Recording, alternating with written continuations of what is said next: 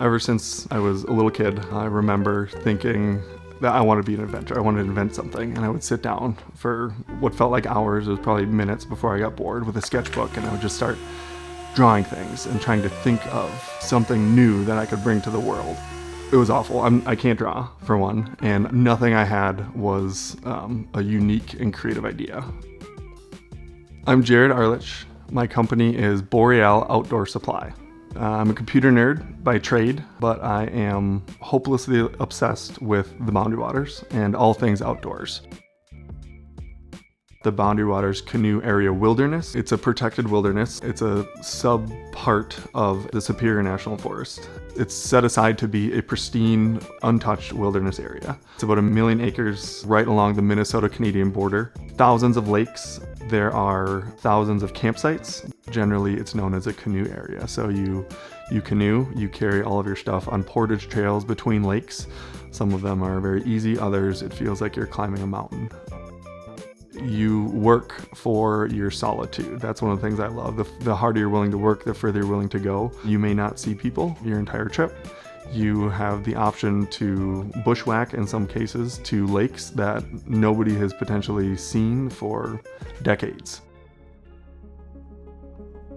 When I was 12 years old, my dad brought me up to the Boundary Waters Canoe Area, and I immediately fell in love.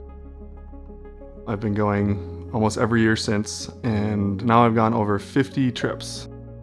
It's unfortunate that it's confined to such a small time of the year during the summer. A lot of people, including myself, normally go on one trip per year, but I think about it the rest of the year.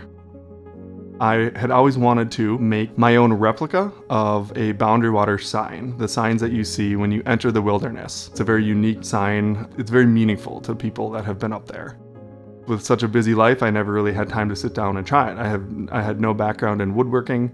With the pandemic, I got myself a wood router, just a hand router, and with nothing else but time, I started to play around with different ideas, and eventually the perfectionist in me won out, and I made one. It took a long time, much longer than it should. I matched the colors, I did everything, and I made a sign.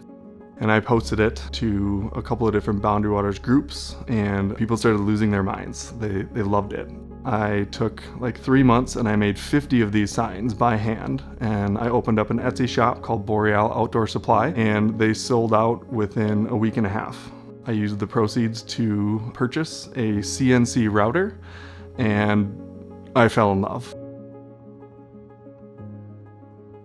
It's the computer nerd side. You have to program the different designs using the bits, the feeds, the speeds. It was this whole new world, this whole new challenge, this both technical but also creative. I've never considered myself a creative person, but it's a form of art. And I poured myself into it. There's never a perfect time. Life is messy. The world is messy. There's so many reasons not to do something, but there's really no better time just to try it. Little steps just in the right direction, and that's where everything starts.